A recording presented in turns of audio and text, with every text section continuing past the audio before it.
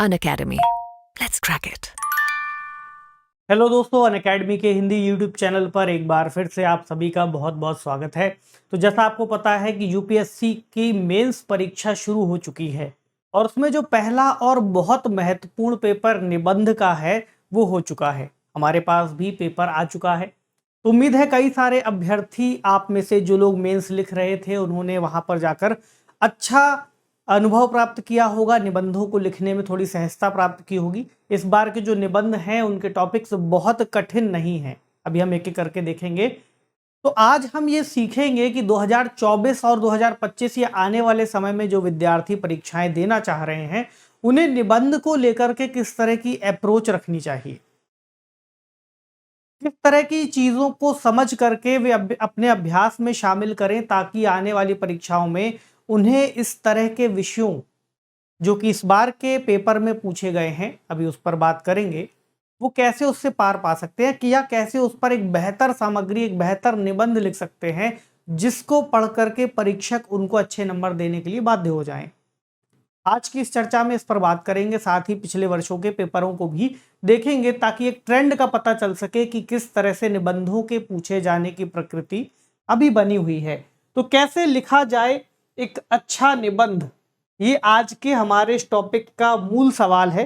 तो निबंधों को लिखना अक्सर विद्यार्थियों के बीच में एक बड़ा और कठिन सवाल रहता है कि सर अच्छा निबंध कैसे लिखना चाहिए। जब आप लोग स्कूल में रहे होंगे, विद्यालय से आगे कॉलेज में पहुंचे होंगे या किसी कॉम्पिटिटिव एग्जाम की तैयारी कर रहे होंगे, उन सभी में आपको कई बार निबंध लिखने के लिए दिया जाता है। स्कूलों में तो आसान था, बहुत ही सामान्य से निबंध आपसे पूछे जाते थे। लेकिन अब चूंकि आप प्रतियोगी परीक्षाओं की तैयारी कर रहे हैं और आपको ऐसी एक परीक्षा से गुजरना है, तो वहां पर जो निबंध पूछे जाने की प्रकृति है वो थोड़ी सी अलग हो जाती है। इस बार के निबंधों को हम देखें, फिर इस चर्चा को शुरू करते हैं। देखिए, इस बार आपसे जो निबंध पूछे गए हैं वो पिछले 2-3 वर्षों के निबंधों से बहुत अलग नहीं है। और अगर आप इस पेपर को देखते हैं, जैसा कि हमने लाइव सेशन में भी इस पर अपना एक स्टार्टिंग में अनुभव शेयर किया था, तो उसको देखते हुए भी ये पता चलता है कि जो टॉपिक्स है बहुत सामान्य है। लेकिन सामान्य के साथ साथ इस बार आपको जो जीएस के सेक्शन से पूछे जाने वाले टॉपिक्स होते थे अमूमन, वो इतने ज्यादा गहराई से जीएस से जुड़े हुए दिखाई नहीं देंगे। यानी कि निबंध का जो पेपर है, अगर आप मूल रूप से देखें शुरुआत से ही, तो आपको दिखता है कि जो पेपर है वो खंड 1 और खंड बी में, खंड ए और बी में बटा हुआ है। और प्रत्येक खंड में आपको 4-4 निबंध दिखाई देते हैं। अमूमन क्या होता रहा है कि इन खंडों में आपको जो 4-4 निबंध दिख रहे हैं उनमें से शुरुआती 4 निबंध खंड ए के वो अमूर्त विषय पर आधारित होते थे। और जो खंड बी पर जब आप जाते हैं तो यहां पर जो 4 निबंध हैं उनमें से जो हैं वो अमूमन जीएस या जो विषय आप जनरल स्टडीज या अपने ऑप्शनल सब्जेक्ट में पढ़ते हैं उससे जुड़े होते थे। जैसे कि विज्ञान से जुड़ा हुआ कोई विषय पूछ लिया जाए, पर्यावरण पर पूछ लिया जाए, ग्लोबल वार्मिंग पर पूछा जा सकता है, या आर्थिक स्थिरता पर पूछा जा सकता है, अंतर्राष्ट्रीय संबंधों पर पूछा जा सकता है, इतिहास के किसी खंड पर पूछा जा सकता है। उस पर लिखना विद्यार्थियों के लिए ज्यादा सहज होता है। लेकिन ऐसे विषयों पर लिखना कहीं कठिन मालूम पड़ता है क्योंकि इसका छोर और पकड़ना थोड़ा सा दिक्कत वाली बात समझ में आती है। निश्चिंत रहिए, इन सभी निबंधों को लिखने के तरीकों को जानने के बाद आपके लिए ये जो एक कैटेगरी है वो भी आसान हो जाएगी। तो इसमें समझना ये है कि आपको इन दोनों ही खंडों में से चुन करके एक एक निबंधों को लिखना था और 1000 से 1200 शब्द लिखने की सीमा इनके अंतर्गत रखी जाती है। तो हम पहले निबंध को लेकर के जो हमारी परिचर्चा है उस पर बात करें, फिर वापस से आएंगे इस पेपर पर और पिछले वर्षों के पेपरों पर, फिर इसके जो टॉपिक्स हैं उन पर बात करेंगे। तो मूल बात यह है कि आखिरकार निबंध होता क्या है और निबंध की शुरुआत कैसे की गई। एक सवाल जो कई सारे अभ्यर्थी ये भी पूछते हैं कि सर क्या निबंध के पेपर में जो हम लिखते हैं उससे हमारी पर्सनैलिटी के बारे में जानकारी मिल जाती है? ऐसा क्या है जो परीक्षा के माध्यम से हमसे जांचने का प्रयास किया जाता है? निबंध में हम ऐसा क्या लिख दें कि हमारी पर्सनैलिटी वहां पर बेहतर दिखाई दे, या अगर वो इतना महत्वपूर्ण है, प्रक्रिया इतनी महत्वपूर्ण है कि 250 नंबर्स को यहां पर शामिल करती है, तो अच्छा निबंध हम कैसे लिखें? देखिए, जो निबंध लिखने की प्रक्रिया है वो तो आपने बचपन से ही किसी ना किसी माध्यम से सीखी होगी, लेकिन यहां तक आने के बाद इस परीक्षा के लिए निबंध थोड़े से ज्यादा जटिल हैं, थोड़े से विचार प्रधान हैं और आपसे ऐसे तार्किक विश्लेषण की भी मांग करते हैं जहां पर आपको अपने अमूर्त चिंतन को बढ़ाना है। यहाँ पर कई सारे शब्द आ गए, अमूर्त चिंतन, तार्किक विश्लेषण, ये सब क्या होते हैं? देखिए, शुरुआत में आप लोग जो निबंध लिखते थे, अगर हम निबंधों की कैटेगरी पर जाएं तो 4 तरह के निबंधों को आप आज के समय में देख सकते हैं। वैसे तो निबंधों को उनकी शैली और उनके जिस हिसाब से व्याख्या की जानी है या जिस हिसाब से उनका विस्तार दिया जाना है, उसके हिसाब से कई सारे प्रकार हो सकते हैं, लेकिन आज के समय आप 4 तरह के मूल निबंधों को समझ सकते हैं। कौन कौन सी हैं वो मूल निबंध?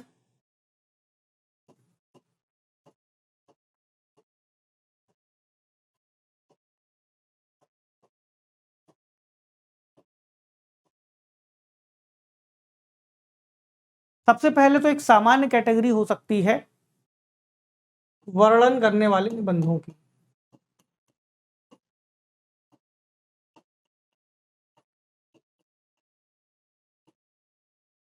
उसके बाद जब आप अगले निबंधों पर आते हैं तो यहां आपको दिखाई देंगे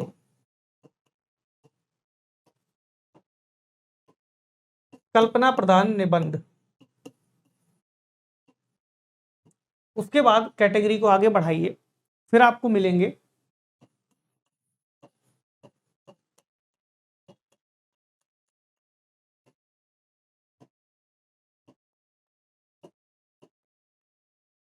विश्लेषणात्मक निबंध और उसके बाद अगर आप आगे बढ़ें तो आपको मिलेंगे अमूर्त किस्म के निबंध।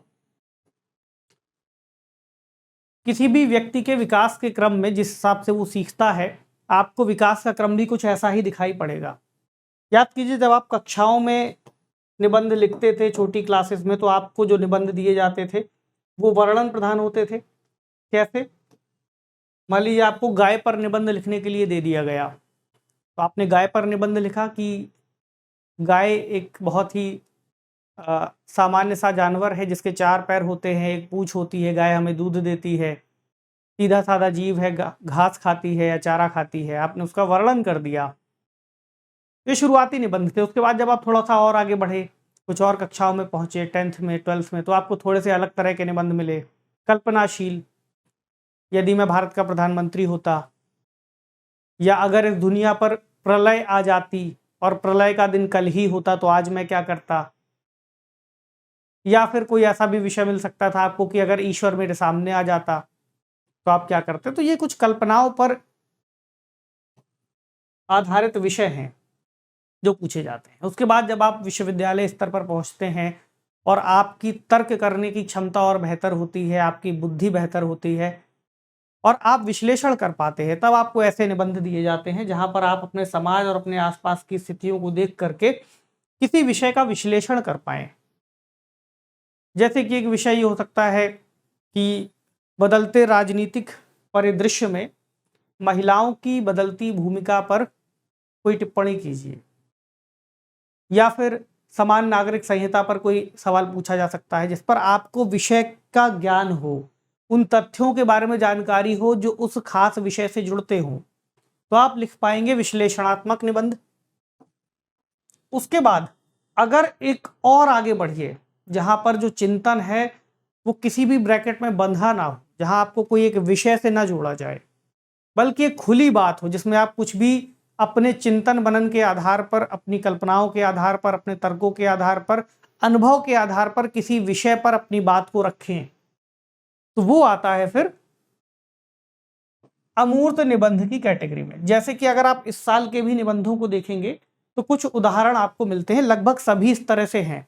जैसे कि पहला उदाहरण कहता है कि चिंतन एक तरह का खेल है, यह तब तक प्रारंभ नहीं होता जब तक कि एक विरोधी पक्ष ना हो। तो आपको क्या समझ में आ रहा है, ये किसी विषय को लेकर के कहा गया है क्या?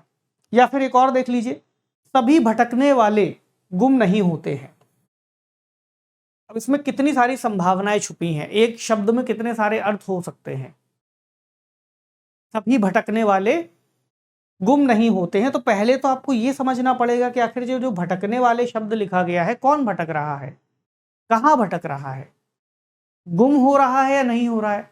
यानी कि इस एक शब्द पर या इस एक स्टेटमेंट पर आप कई सारे विचार एक साथ ला सकते हैं, एक साथ रख सकते हैं। ये आपको किसी भी एक देश काल वातावरण से नहीं जोड़ रहा, किसी एक समय काल से नहीं जोड़ रहा कि आपको इतिहास पर चर्चा करनी है, किसी भूगोल पर चर्चा करनी है, भारत के संदर्भ में चर्चा करनी है, या अंतर्राष्ट्रीय परिदृश्य को ध्यान में रखते हुए चर्चा करनी है, वैज्ञानिक सिद्धांतों पर करनी है या आर्थिक सिद्धांतों पर करनी है। ये तो ओपन है ना। और अमूर्त निबंधों की जो खास बात है वो यही है कि अमूर्त निबंध दरअसल आपके आसपास मौजूद किसी चीज पर आधारित नहीं होंगे। कैसे होंगे? इन निबंधों में आप किसी व्यक्ति विशेष से ना जुड़ करके उन विचारों की ओर जाएंगे। जैसे आपके सामने एक उदाहरण रख दिया जाए कि महान पुरुष,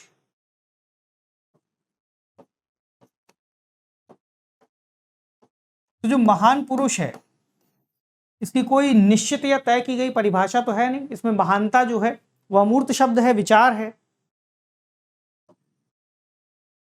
तो अगर आपके सामने दो उदाहरण हो, गांधी जी के, अंबेडकर के या मार्क्स के, तो जब तक ये पुरुष रूप में है या फिर अपने सामान्य देह के रूप में आप इन्हें जानते हैं, मनुष्य रूप में जानते हैं, तो ये सभी इंद्रियजन्य ज्ञान हो सकता है। लेकिन अगर आप इनके विचारों को पढ़ते हैं, अंबेडकरवाद, मार्क्सवाद, गांधीवाद, तो एक अमूर्त अवधारणा की ओर ले आता है। हालांकि ये विषय से जरूर जुड़ता है, लेकिन अमूर्त विषय है। विचारों के स्तर पर जो चीजें हैं वो अमूर्त हैं। तो आजकल यूपीएससी के अंतर्गत जो ट्रेंड है वो अगर आप देखते हैं पिछले 2-3 सालों से, तो आपको कुछ ऐसा ही दिखाई देगा।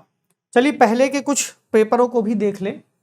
ये जो पेपर है आपके सामने, ये 2022 का है। इसमें देखिएगा तो आपको आज जो पेपर हुआ है 15 तारीख को, उससे आपको कनेक्ट करके समझ में आएगा कि हाँ, पहले भी निबंध कुछ ऐसा ही पैटर्न आ चुका है।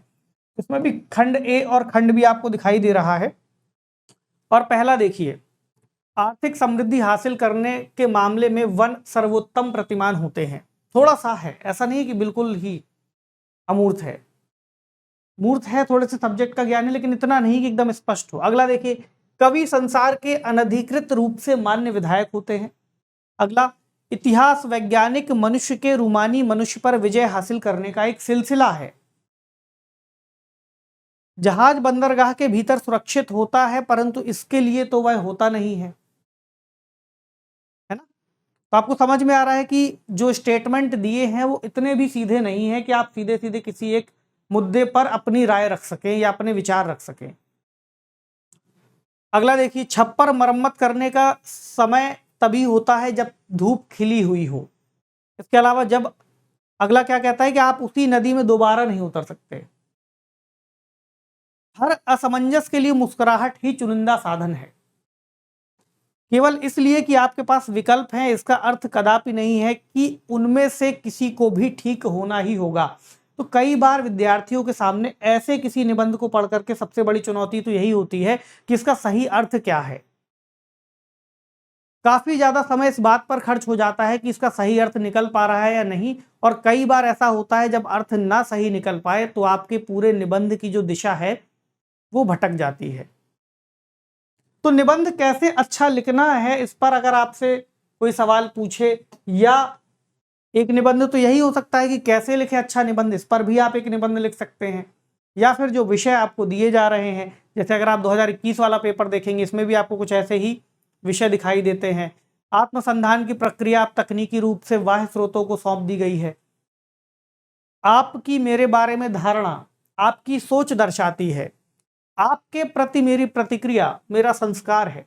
अब इस तरह के कई सारे विषयों में आपके सामने एक और समस्या आती है, वो ये है कि ये जो टॉपिक आपके सामने दिया है, आप इसका क्या वाकई में सही अर्थ निकाल पा रहे हैं या नहीं।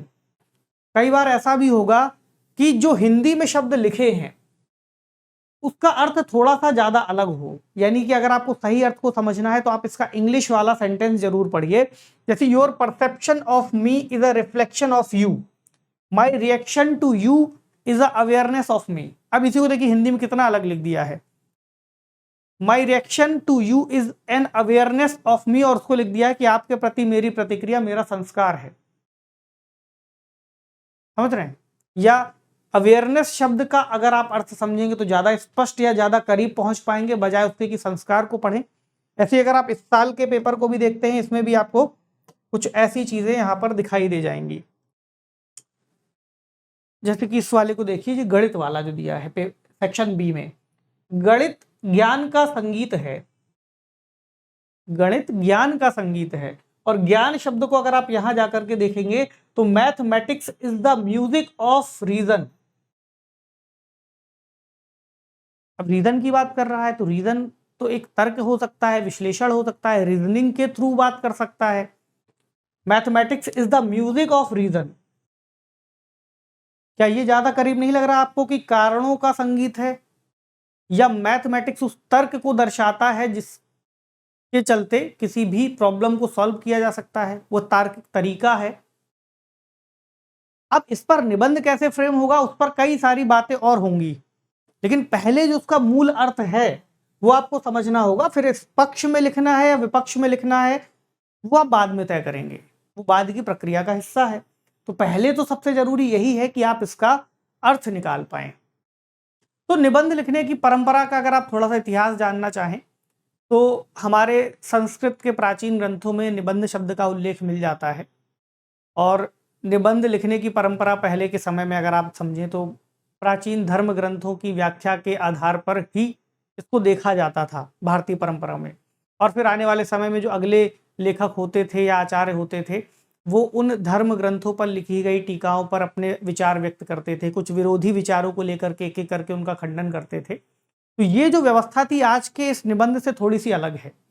अगर आप वर्तमान निबंध की स्थितियों को समझते हैं तो या इसको देखते हैं तो इसका आपको जो तुलना करनी है वो आपको पश्चिमी ऐसे से करनी होगी, जहां पर उस समय 1580 के आसपास मोंटेन एक फ्रांसीसी लेखक थे, उन्होंने एसे को लिखा।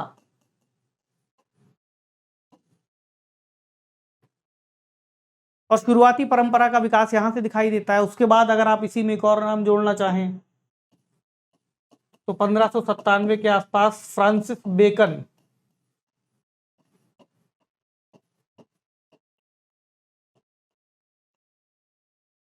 नामक जो लेखक थे, उन्होंने इस परंपरा को और आगे बढ़ाया। लेकिन वर्तमान समय में जो निबंध हम लिख रहे हैं उसमें यूपीएससी में सबसे ज्यादा अमूर्त निबंधों की मांग बढ़ रही है। ऐसा नहीं कि विषय से जुड़े हुए निबंध नहीं लिखने हैं, लेकिन मुझे उम्मीद है अगर आपने जीएस को ठीक से पढ़ा है तो आप विषय के अनुरूप निबंध आसानी से लिख पाएंगे, क्योंकि आपने उतनी तैयारी कर ली है। लेकिन आपको समस्या तब होगी जब आपके सामने इस तरह के निबंध लिखने के लिए आ जाएगा और पूछा जाएगा। तो क्यों ना एक एक करके किसी एक टॉपिक को हम उठाएं और उस पर आपसे डिस्कस करें कि अगर आप उस निबंध को लिखते तो कैसे लिखते। देखिए, आज के इस डिस्कशन में एक तरीका ये हो सकता है कि मैं सभी टॉपिक को एक एक करके उठा लूं और उन सभी पर एक बड़ा सा निबंध 1200 शब्दों का लिख दूं। पहली बात तो इसमें समय बहुत लग जाएगा, क्योंकि आपको 2 निबंध लिखने हैं 3 घंटे के अंतराल में। हमारे पास 8 निबंध होंगे, उसमें समय भी लगेगा। लेकिन इस बार जो आपको निबंध मैं लिखवा दूंगा, अगली बार वो निबंध बदल जाएंगे। 2024 की परीक्षा में ये निबंध नहीं आएंगे। तो बेहतर तरीका क्या होगा कि आप ये सीखें कि आखिर में निबंध को लिखना कैसे है, एक अच्छा निबंध आप कैसे लिख पाएंगे। तो मान लीजिए आज जो कई सारे विद्यार्थी गए होंगे, उन्होंने उम्मीद है बहुत अच्छे निबंध लिखे होंगे, लेकिन आप जब 2024 में 2025 में आने वाली परीक्षाओं में पहुंचेंगे तो आप क्या लिखेंगे, उसका अभ्यास आप कब से करेंगे। तो ये सही समय है कि आपको निबंध लिखने का अभ्यास शुरू कर देना चाहिए और हफ्ते में 1 या 2 निबंध आपको लिख लेने चाहिए। और जैसे ही पेपर आपके सामने आता है तो सबसे प्रमुख सवाल आपके सामने जो होगा वो यह होगा कि आप इन सभी निबंधों में से निबंध में कौन सा टॉपिक चुन रहे हैं। इन 4 में से कौन सा चुनेंगे और इन 4 में से कौन सा चुनेंगे, क्योंकि खंड ए और खंड बी प्रत्येक से एक विषय को चुनकर आपको 2 निबंध लिखने हैं। यानी आप ये नहीं कर सकते कि सेक्शन ए से ही आपने दोनों को उठा करके लिख दिया या सेक्शन बी से ही आपने दोनों को उठा करके लिख दिया। तो एक इससे उठाना है आपको और एक इससे। सेक्शन ए से और बी से। ये अब आपका भविष्य हो सकता है या यूपीएससी का पैटर्न हो सकता है कि अगली बार वो कौन से स्तर का निबंध दे दे। आपके लिए जो सुगम हो वो लिखें। लेकिन ज्यादातर मनोविज्ञान ये कहता है कि अगर आप किसी अमूर्त विषय पर निबंध लिखते हैं तो उसमें लिखा गया एक सामान्य निबंध आपका तुलनात्मक रूप से किसी जीएस के विषय पर लिखे गए सामान्य निबंध से बेहतर नंबर लेकर के आएगा। क्योंकि मान करके चलिए यदि कोई परीक्षक है जो आपकी कॉपी को चेक कर रहे हैं, उनके जरा मनोविज्ञान से सोचिए कि उनके सामने दो निबंध है, एक वही सामान्य है जिस पर हर कोई लिख रहा है और एक कठिन विषय लिख करके आ गया। जैसे आपने किसी एक विषय को उठा लिया जो अमूर्त है, जैसे कि इनमें है।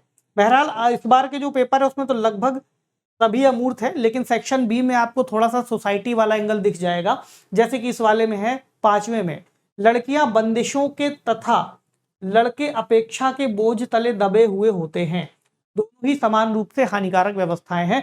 तो एक स्टेटमेंट दे दिया है और उसके आगे उन्होंने अपनी एक बात रख दी है। इसको कैसे डील करेंगे इस पर भी बात कर लेंगे। तो बेहतर ये होगा कि एक बार इन सभी का स्ट्रक्चर आप समझ लें, या इनमें से अगर दो अलग तरह के हैं तो उनका स्ट्रक्चर आप जाने। तो एक हम टॉपिक पहले ले लेते हैं ये वाला कि चिंतन एक तरह का खेल है, यह तब तक प्रारंभ नहीं होता जब तक एक विरोधी पक्ष ना हो। ये बहुत महत्वपूर्ण होगा। अभी मैं तो आपके सामने कोई भी निबंध ले लूंगा, लेकिन जब आप वहां पर जाएंगे परीक्षा देने तो आपको इस बात का चुनाव जब करना है कि कौन सा निबंध आप लिखेंगे, वहां बहुत ध्यान से चुनिएगा। हो सकता है आपको एक बार निबंध सीखने के बाद, काफी सारे अभ्यास करने के बाद आपको इतना आइडिया लग जाएगा कि अगर आप किसी भी टॉपिक पर लिखने बैठेंगे तो आप लिख ले जाएंगे, ये मेरा भरोसा है। लेकिन उसके बावजूद ऐसा हो सकता है कि उन 8 में से जो आपको 2 लिखने हैं, उनमें से कुछ 2 या 3 ऐसे हो जिस पर आप ज्यादा अच्छा लिखें। तो थोड़ा सा विचार जरूर कीजिए और पढ़ते टाइम इतने अभ्यास के दौरान बार बार जब आप इससे जुड़ेंगे तो आपको इतना अनुभव हो जाएगा कि कौन सा विषय आपके लिए बहुत अच्छा होगा या आप उसमें ज्यादा सहजता से, ज्यादा अच्छे से अपने आप को प्रस्तुत कर पाएंगे। तो देखिए पहला टॉपिक लिया है हमने, चिंतन एक तरह का खेल है। Thinking is like a game, यह तब तक प्रारंभ नहीं होता जब तक एक विरोधी पक्ष ना हो। It does not begin unless there is an opposite team. ठीक है, इसमें 2 बातें लिख दी। क्या लिखा? चिंतन को पहले कहा कि एक तरह का खेल है, thinking is like a game, तब तक प्रारंभ नहीं होता जब तक एक विरोधी पक्ष ना हो। तो पहला आपको जो काम करना है वो यही करना है कि आपको उन प्रमुख कीवर्ड्स को समझना है जो उस टॉपिक से निकलते हैं, तभी आप उसका मूल अर्थ समझ पाएंगे। तो चिंतन को कहा गया है कि चिंतन एक तरह का खेल है। ठीक है,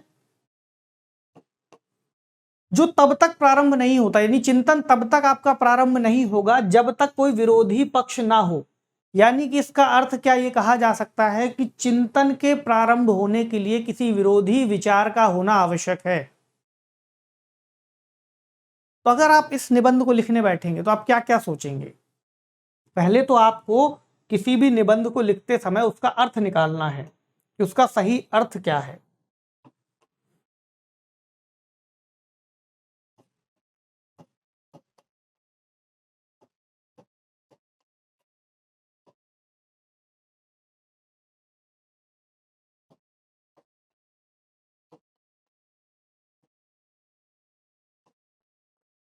सबसे पहले सही अर्थ समझना। ठीक है, या आप ये समझ पा रहे हो कि आखिरकार इस बात का क्या मतलब है। चिंतन एक तरह का खेल है जो तब शुरू होता है जब एक विरोधी पक्ष आपके पास मौजूद हो जाए, तभी आपके विचार की प्रक्रिया शुरू हो पाती है। आपने ये बात समझ लिया कि चिंतन को इन्होंने एक विरोधी विचार या तर्क से जोड़ करके प्रस्तुत किया है। तो आप एक ये सवाल पूछ सकते हैं कि अगर विरोधी विचार ना हो, यानी विरोधी पक्ष ना हो, तो जो प्रक्रिया अपनाई जा रही क्या वह चिंतन नहीं है? देखिए अब इसको आप समझिए कि कैसे ये बात आएगी। दूसरा इसमें जो प्रमुख बिंदु है वो है कि जो भी टॉपिक है उससे जुड़े हुए आप कितने सारे बिंदुओं को कलेक्ट कर पाते हैं।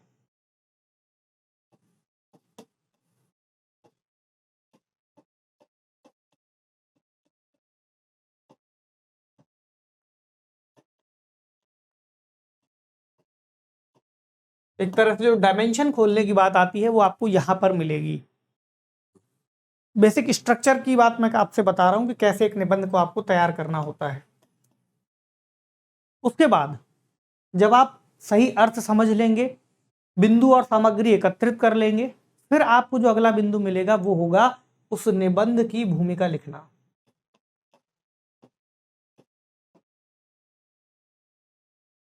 ठीक, भूमिका लिखने के बाद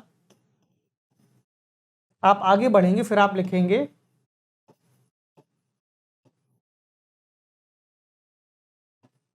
मेन बॉडी कंटेंट।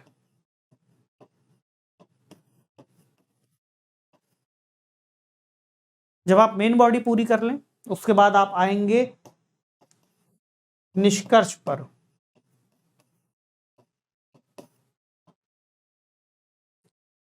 ये 5 चरण आपको फॉलो करने ही हैं। उसके अलावा एक चरण और हो सकता है,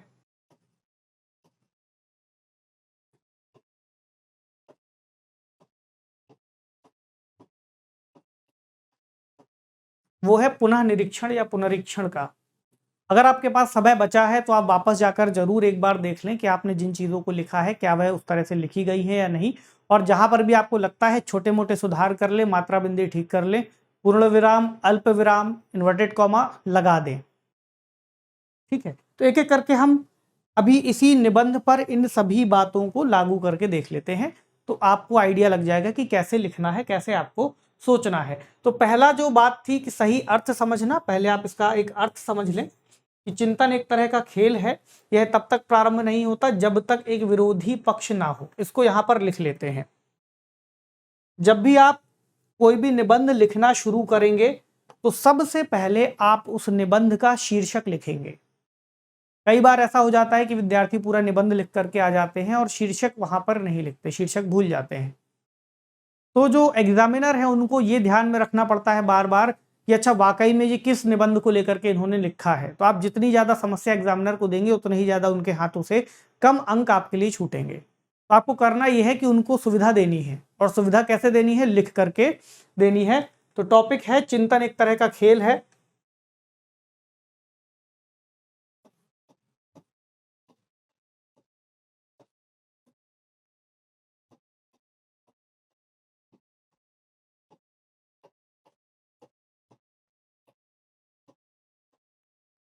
उसके बाद यह तब तक प्रारंभ नहीं होता जब तक एक विरोधी पक्ष ना हो।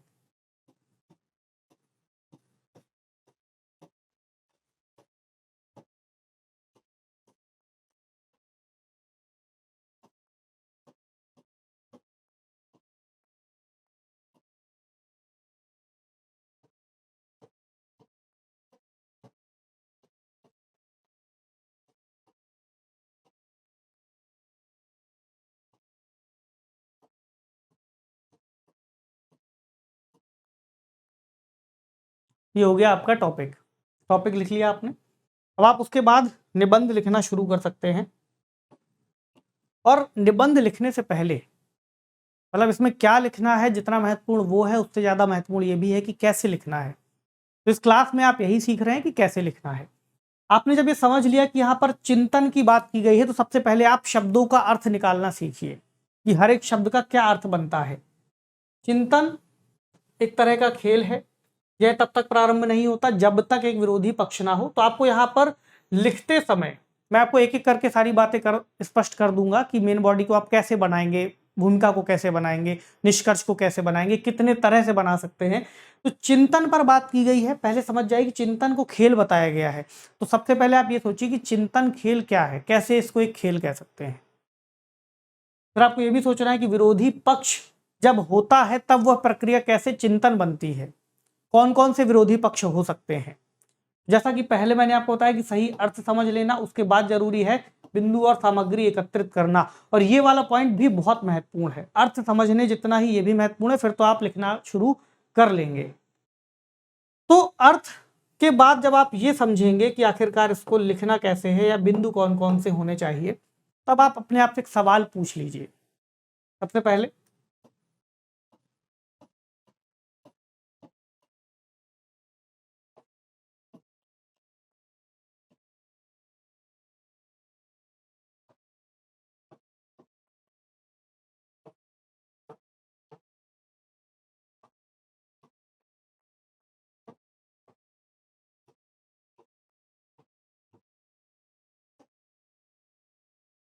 जैसे ही आप किसी भी खंड को, इन पैराग्राफ्स को इन सवालों में तोड़ देंगे तो आपके पास कंटेंट अवेलेबल हो जाएगा। वही बात है ना कि अमूर्त में आपको लिखने के लिए एक समस्या ये भी है कि आखिरकार इस लाइन पर 1200 शब्द आएंगे कहां से, तो आसानी से आ जाएंगे 1200 क्या, आप इस पर 2000 4000 शब्द भी लिख लेंगे, आपके पास जो अतिरिक्त सामग्री होगी वो बाद में बच जाएगी।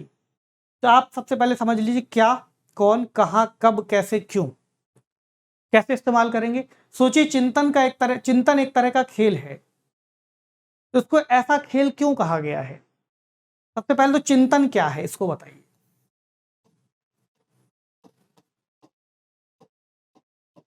आप बता सकते हैं कि चिंतन एक प्रक्रिया है जहां हम अपने विचारों को कुछ अन्य विचारों के साथ या विरोधी विचारों के साथ जोड़ करके कोई निष्कर्ष तक पहुंचने का प्रयास करते हैं। ये इस टॉपिक से भी रिलेटेबल है, ये जो लाइन मैंने आपको बोली, जब तक विरोधी पक्ष ना हो।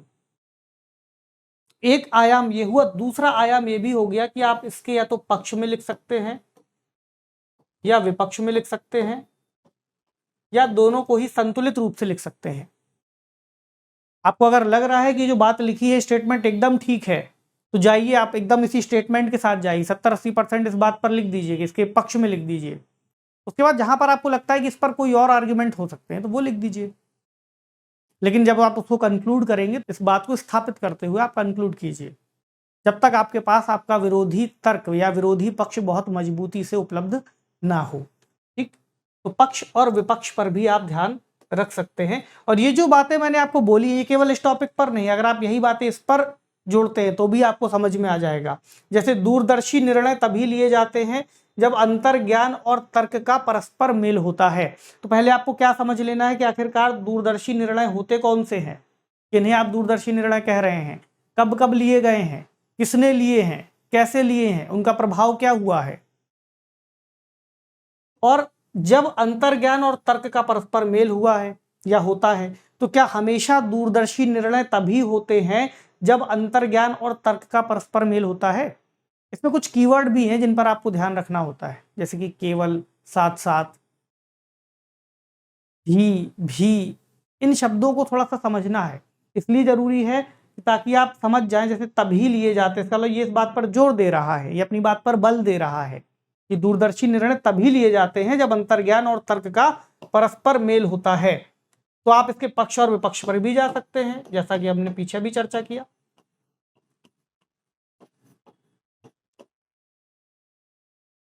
है ना, कि दूरदर्शी निर्णय क्या तभी लिए जाते हैं जब अंतर्ज्ञान और तर्क का परस्पर मेल होता है। पहले आप ये समझ लीजिए अर्थ में कि दूरदर्शी निर्णय क्या होते हैं और अंतर्ज्ञान और तर्क का मेल आखिरकार किसे कहा जाता है।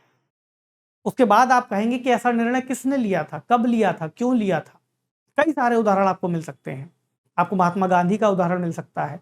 आप ये भी कह सकते हैं अपने पक्ष को मजबूत करने के लिए या इस स्टेटमेंट को मजबूत करने के लिए कि कब कब ऐसे दूरदर्शी निर्णय नहीं लिए गए जब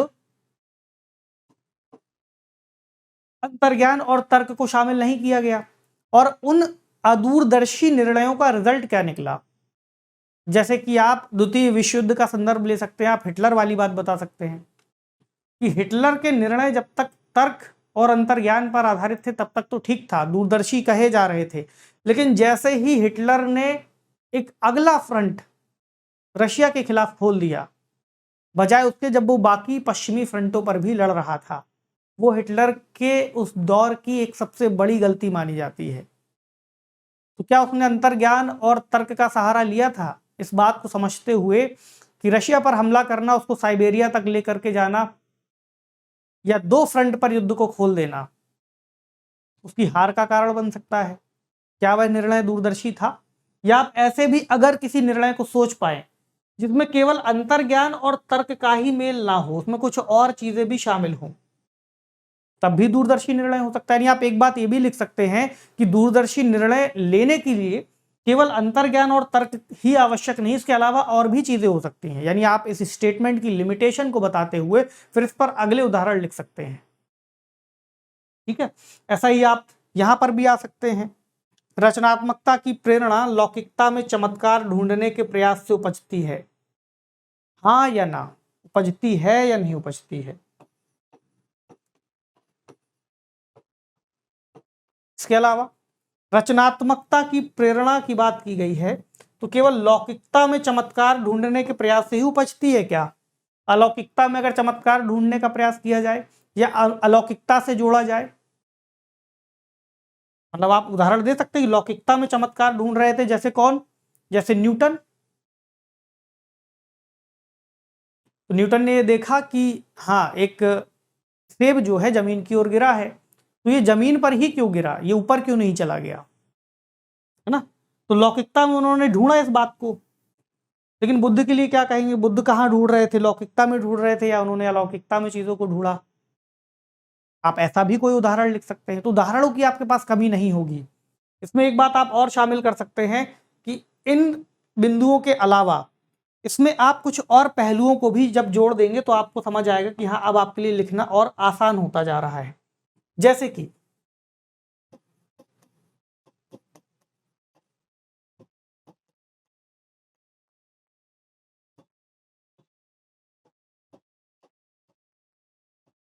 सामाजिक सांस्कृतिक पहलू,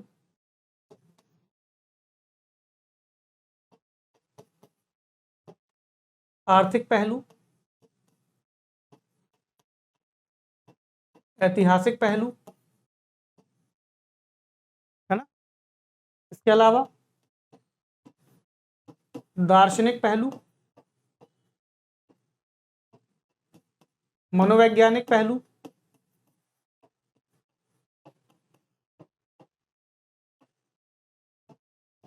उसके अलावा वैज्ञानिक,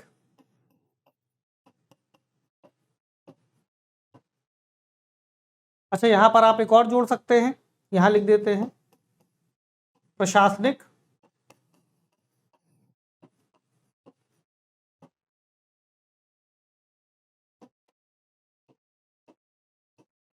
पर्यावरणीय,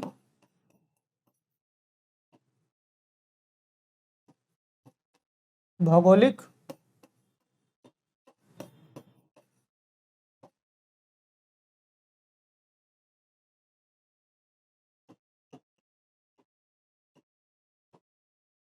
जब आप इतने आयाम और खोल देंगे, और भी आप ऐड कर सकते हैं जनसांख्यिकी पहलू या किसी तरह के अन्य पहलू जो भी आपको समझ में आए। ये तो मूल हो ही सकते हैं किसी विषय के अंतर्गत। तो जैसे ही आपने इस विषय में क्या में ये सब पहलू जोड़ दिए, क्यों में, कौन, कहाँ, कब, ठीक, कैसे, तो आप बता दीजिए कि वैज्ञानिक चिंतन के आधार पर कोई सीमा कैसे गुजरी थी।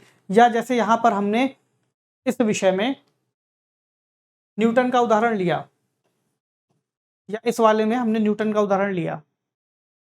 न्यूटन के अलावा आप और भी उदाहरण बता सकते हैं। रचनात्मकता की प्रेरणा आइंस्टीन को कैसे मिली थी, महात्मा गांधी को कैसे मिली थी, उन्होंने भारत का भ्रमण करते हुए किन चीजों को देखा, किन चीजों को पकड़ा, अंतिम व्यक्ति तक न्याय की स्थापना की बात वो क्यों कहते हैं।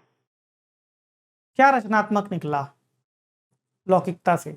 आप ये भी बता सकते हैं अलौकिकता से क्या रचनात्मक निकला। हम ब्रह्मांडीय खोजों की ओर किस तरह बढ़ रहे हैं, ठीक। ये कुछ तरीके हैं।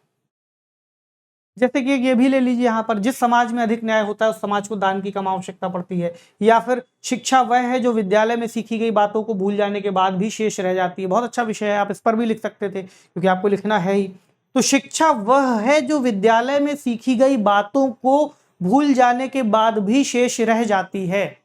तो ऐसी कौन सी बातें थी जो आपने विद्यालय में सीखी थी? पहली बात तो ये। और पहला, उससे पहले भी आप ये भी कह सकते हैं जब आप समझ गए कि इसने एक सामान्य सा स्टेटमेंट दिया है तो आप इसके पक्ष में भी कह सकते हैं कि भूली जा सकती हैं। यानी विद्यालय में सीखी गई बातों के बाद जो बचता है वो शिक्षा है। लेकिन ये भी तो है कि विपक्ष में क्या लिखेंगे आप कि और कौन कौन सी बातें सीखी जा सकती थी जो विद्यालय की शिक्षा के अलावा भी थी। क्या विद्यालय ही वह है जो शिक्षा देता है? शिक्षा वह है जो विद्यालय में सीखी गई बातों को भूल जाने के बाद भी शेष रह जाती है। तो विद्यालय तक ही सीमित क्यों रहेंगे? विद्यालय में तो जो सीखा, बेसिकली ये जो बात कह रहे हैं कि विद्यालय आप गए, आप अपने दोस्तों के साथ बहुत सारी ऐसी चीजों को देखा, समझा, पढ़ा जिसमें से आप कुछ सारे तथ्यों को भूल गए, लेकिन आपने दोस्ती का मूल्य सीखा, आपने ईमानदारी का मूल्य सीखा, आपने डिसिप्लिन सीखा, आपने समयबद्धता सीखी, मूल्यों को सीखा आपने। तो पहले तो आपको यही बताना है कि आखिरकार इस स्टेटमेंट में कहा क्या जा रहा है कि हाँ वाकई में बात तो सही है कि शिक्षा वह तो है जो विद्यालय में सीखी गई बातों के भूल जाने के बाद भी शेष रह जाती है, लेकिन फिर एक सवाल ये भी होगा कि विद्यालय में जो सीखा था वो क्या था, कहाँ उसकी लिमिटेशंस थी। फिर वही आप उसको यहाँ पर ला करके जोड़ दीजिए उदाहरणों के साथ कि कौन था, कब था, कहाँ था। जैसे कि आप एडिसन का उदाहरण यहाँ ले सकते हैं, थॉमस एल्वा एडिसन। उनके लिए कहा जाता है कि जब वह विद्यालय गए तो अपने शिक्षकों से इतने सवाल पूछते थे कि शिक्षकों ने उनको विद्यालय से बाहर कर दिया। फिर जब उन्होंने अपनी माँ से पूछा कि क्या माँ मुझे यहाँ विद्यालय क्यों नहीं जाने दिया जा रहा, तो उन्होंने ये नहीं कहा कि आपको विद्यालय से निकाल दिया गया है। उन्होंने ये कहा कि आपके सवाल और आपकी चीज़ें इतनी ज़्यादा उच्च स्तर की हैं कि बाकी विद्यार्थियों को आपके साथ फिर लेकर के चलना उनके लिए संभव नहीं था, इसलिए आपकी शिक्षा घर से होगी। फिर उन्होंने अनेकों प्रयोग किए, हजारों प्रयोग किए, और तब जाकर के एक बल्ब का विकास हुआ। तो शिक्षा केवल विद्यालय में रह करके ही मिल रही थी। अगर मिल रही होती तो उनके साथ विद्यालय में मौजूद हर बच्चा एडिसन की जगह पर खड़ा होता, लेकिन नहीं है। तो ये जो उदाहरण है आप इसको शुरू कर सकते हैं। तो आप बेसिक बातें समझ गए, दो बिंदुओं को सही अर्थ और बिंदु सामग्री एकत्रित करना। अब अगला सवाल है भूमिका बनाना। भूमिका कैसे बनाएंगे? देखिए, भूमिका की खास बात यह है कि भूमिका किसी भी टॉपिक पर अगर आप लिख रहे हो तो कोशिश कीजिए कि भूमिका बहुत लंबी भी ना हो और बहुत छोटी भी ना हो, यानी कि लगभग 10% के आसपास भूमिका आप लिख सकते हैं। तो कह सकते हैं कि 100 से 150 शब्दों के आसपास आपकी भूमिका हो सकती है। अब इस भूमिका को लिखने में भी आप कई सारे तरीकों को अपना सकते हैं। जैसे किसी विषय से जुड़ता हुआ आप कोई कोटेशन उठा सकते हैं, कोई कविता की पंक्ति उठा सकते हैं जिससे आप इसे शुरू कर सकते हैं। ठीक, इसके अलावा आप किसी अपने व्यक्तिगत जीवन के उदाहरण से इसको शुरू कर सकते हैं, या किसी ऐसे रोमांचक तथ्य को बताते हुए अपनी बात को शुरू कर सकते हैं। जैसे कि सेब गिरा, न्यूटन ने उठाया, सोचा कि नीचे ही क्यों गिरा, ऊपर क्यों नहीं गया। इसके साथ उन्होंने खोज की इस तरह की चमत्कारिक चीज़ों की, ऐसा कुछ लिख सकते हैं शिक्षा के क्षेत्र में या किसी अन्य टॉपिक पर। कोई और चीज़ आप सोच सकते हैं, कोई कविता सोच सकते हैं।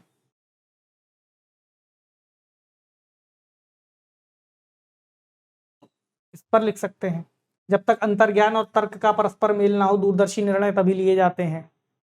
राजा बोला रात है, रानी बोली रात है, मंत्री बोला रात है, संतरी बोला रात है, और ये सुबह सुबह की बात है।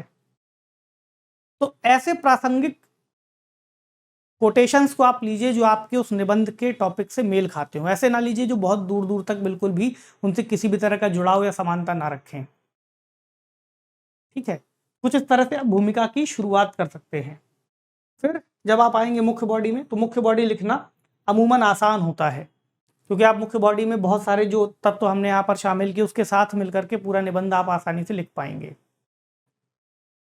तो मुख्य बॉडी लगभग 75 से 80% के आसपास आप शब्दों को रखिए, और ये ध्यान रखिए कि उसमें आपका प्रवाह बना रहे। अभी हम उसके फॉर्मेट पर भी बात कर लेंगे। और निष्कर्ष जब आप लिखेंगे तो निष्कर्ष भी भूमिका जितना ही महत्वपूर्ण है। आप निष्कर्षों को भी कई तरह से लिख सकते हैं। चाहे तो किसी कविता की पंक्ति जो आपने भूमिका में शुरू की थी उसकी अन्य पंक्ति जो उससे थोड़ी सी अलग हो उसको लिख सकते हैं। जैसे ग्लोबल वार्मिंग पर कोई टॉपिक है तो उसमें आप किसी खतरनाक बात से उस चीज़ को शुरू करिए, या किसी पंक्ति से शुरू करिए जो उसकी विभीषिका को दर्शाती हो। बाद में कुछ ऐसी पंक्तियां आ जाएं जो उसके संदर्भ में हमें कोई आशा जगाती हो। आप किसी संभावना पर भी उसे खत्म कर सकते हैं। आप किसी चेतावनी पर भी ऐसे किसी विषय को खत्म कर सकते हैं। ठीक है, तो इस तरह से आपको निष्कर्ष को पूरा करना है, और लगभग वही 10% के आसपास आपको निष्कर्ष को लिखना है। और अंत में फिर आपके पास जब समय बचे तो आकर के देख लीजिए कि पुनरीक्षण में आप ये तय कीजिए कि कुछ छूटा तो नहीं है। ऐसा मत कीजिए कि बहुत ज़्यादा आपसे ने जो लिखा है उसमें बहुत ज़्यादा काटा पीटी कर दे, वो मत करिए। और इस तरह से आप ये भी मत सोचिए कि कंटेंट कहाँ से आएगा। अगर आपने अभी तैयारी शुरू की है, जो क्लासरूम के बच्चे हैं, तो आप इतने समय में इतना पढ़ लेंगे, या जो लोग अब तक लंबे समय से तैयारी कर रहे हैं उन्होंने इतना पढ़ लिया होगा कि उनके पास कंटेंट की कमी नहीं होगी। दिक्कत होगी केवल प्रेजेंटेशन में या लिखने में या कैसे लिखने में। तो आप इस पैटर्न का उपयोग करके जो कठिन दिखने वाले निबंध हैं उनको लिख सकते हैं। कई सारे उदाहरण दे सकते हैं आप, महाभारत के उदाहरण दे सकते हैं, कृष्णा के उदाहरण दे सकते हैं, गीता के दे सकते हैं। देखिए, अमूर्त निबंध की खास बात यही है कि वो आपके चिंतन पर आधारित है। आप कितना बेहतर सोच पाते हैं, कितना फ्लो में चीजों को जोड़ पाते हैं। कच्चा माल आपके पास आपके जीवन का पूरा जो अब तक का है वो आप लिख सकते हैं। तभी कहा गया है कि निबंध आपके व्यक्तित्व का परीक्षण भी होता है। कैसे होता है? ऐसे ही होता है कि आपका फ्लो कैसा है, आपका चिंतन कैसा है, और एग्जामिनर समझ लेंगे। तो वही अच्छा निबंध है जहां पर आपका निबंध टूटा हुआ, बिखरा हुआ ना हो। जो आपके सेंटेंसेस हैं, पैराग्राफ्स हैं, वो इस तरह से लिखे हों। जैसे अगर ये आपकी कॉपी है, ये हाशिए हैं, जहां आप टाइटल लिख देंगे, फिर किसी कोटेशन से शुरू करेंगे, फिर आपका निबंध तरह से चलेगा। ठीक है, तो क्लासरूम में इस पर और चर्चा होगी। निबंध पर विस्तार से बात की जाएगी। बहुत सारे निबंधों को लिखने को आपको दिया जाएगा, जहां पर आपकी गलतियां हो रही हैं उनको चेक किया जाएगा।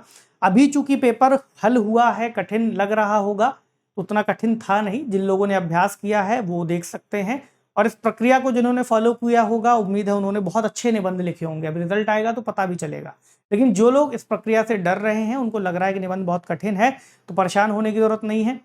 आप चाहें तो निबंध सीखने की कला, अभी तो मैंने कुछ बेसिक चीज़ों को यहाँ पर डिस्कस किया है, कुछ ओपन फॉर्मेट है, इसमें कई सारे ऐसी महत्वपूर्ण चीज़ें हैं जो आपको और ध्यान में रखनी होती हैं। एक सामान्य विद्यार्थी जो YouTube पर इस वीडियो को देख रहे हैं, उम्मीद है वो इस वीडियो से चीज़ों को सीख पाएंगे। बाकी अगर आप दिल्ली आकर के मुखर्जी नगर सेंटर में ऑफलाइन पढ़ना चाहते हैं तो आप जुड़ सकते हैं, एडमिशन ले सकते हैं, जहाँ पर आपको निबंध के विषय में उसके जो एक्सपर्ट हैं वो विशेषज्ञ राय देंगे, और आपसे इतना लिखवाएंगे कि आपके निबंध लिखने का जो डर है वो अपने आप खत्म हो जाएगा। और यकीन मानिए, जब आप 30-40-50 निबंध लिख लेंगे और आप उनको एक तरफ से पढ़ना शुरू करेंगे, अपना पहला और अंतिम निबंध आप पढ़ेंगे, तब आपको समझ में आएगा कि कितना ज़्यादा बदलाव आ चुका है। और भूमिका लिखना भी कोई बहुत जटिल नहीं, निष्कर्ष लिखना जटिल नहीं। विषय की समझ जब आपको एक बार हो जाएगी, लेखन का अभ्यास हो जाएगा, तो निबंध अपने आप में आसान लगेंगे। और चूंकि इस विषय को आपको हल्के में नहीं लेना है, 250 अंकों का पेपर है, तो कई बार आपके चयन और ना चयन में इसकी भूमिका महत्वपूर्ण हो जाती है। कई सारे विद्यार्थी ऐसे हैं जिनको अगर इंटरव्यू में भी कम मार्क्स मिले तो मेंस में उनके नंबर इतने अच्छे होते हैं कि वो जो इस प्रक्रिया है इससे पार पा जाते हैं। अन्यथा अगर आपके मेंस में नंबर अच्छे नहीं तो इंटरव्यू में आप कितने भी अच्छे खींच लें, हो सकता है कि आप पीछे रह जाएं। और अगर दोनों ही प्रक्रिया में आपने बेहतर किया है तो फिर आप रैंकर हो जाएंगे, रैंक होल्डर हो जाएंगे। शुरुआती 100 में आकर के अपने जो पसंदीदा सेवाएं हैं उनका लाभ ले पाएंगे, उससे जुड़ पाएंगे, है ना।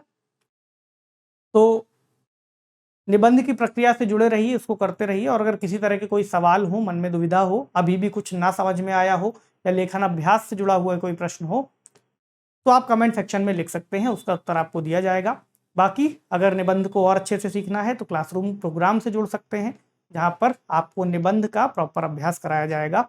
और जल्द ही हम एक टेस्ट सीरीज की शुरुआत कर रहे हैं जो मेंस को ध्यान में रख के कराई जा रही है। वहाँ पर आपको अलग अलग विषयों के अलग अलग कई सारे टेस्ट करने को मिलेंगे। तो पढ़ते रहिए। एक बार एडमिशन लेने के लिए चाहे तो संपर्क कर सकते हैं, नंबर आपको डिस्क्रिप्शन बॉक्स में मिल जाएगा। ठीक है, अपना खूब सारा ख्याल रखिए, और आपको जो भी सवाल हो आप कमेंट सेक्शन में लिख दीजिए। शुक्रिया।